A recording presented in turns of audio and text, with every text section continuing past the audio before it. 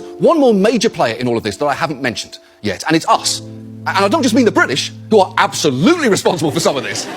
I'm talking about America, because this country has emphatically picked a side.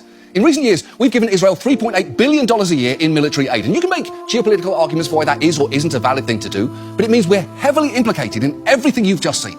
Just listen to Bassem Aramin, a Palestinian whose 10-year-old daughter was killed by an Israeli border guard in 2007. My daughter had been killed with American rubber bullet, unfortunately, from an American M16, unfortunately, from an American Jeep, American uniform, and the soldier have trained in America, so everything is American. Right, everything is American, and I know that is hard to hear.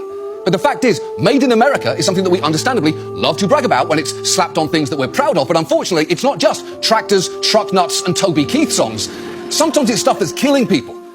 But it does seem to me personally that a ceasefire has to be the first step. That is something that people have been calling for all over the world, but it's something that world leaders have been reluctant to say. Just watch Justin Trudeau almost say it and then correct himself. We need to see a cease. We need to see a humanitarian pause so we can flow.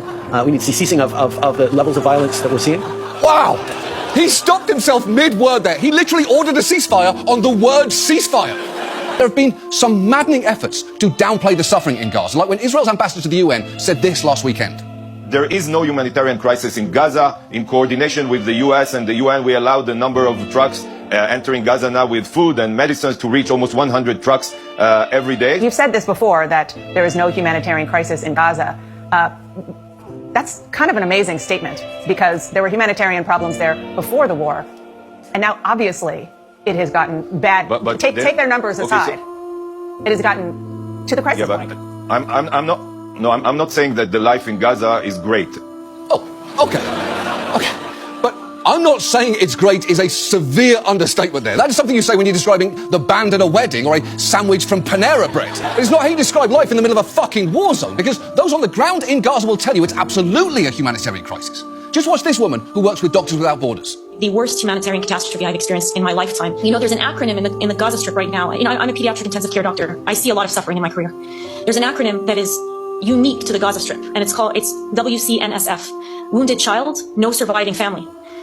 Children, and it is used not infrequently in the last 3 weeks. Wounded child, no surviving family should not exist as an acronym.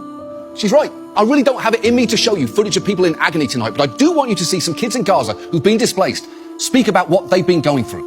وأنا مرض بالنامش. إيش؟ الحاجة اللي زي هيك من الخوف هو. بنخاف على أرواحنا. أصير أنا إيش؟ أرجف، عارف دايا أرجفه، ودايا صاروا يرجعوني. منها يصير تهدئة. إنه يصير هدنة وما يصابش أحد ثاني منا. نفسي نرجع نصير هدنة، نرجع على الدار، على بيوتنا ونحرف ننام ونكيف.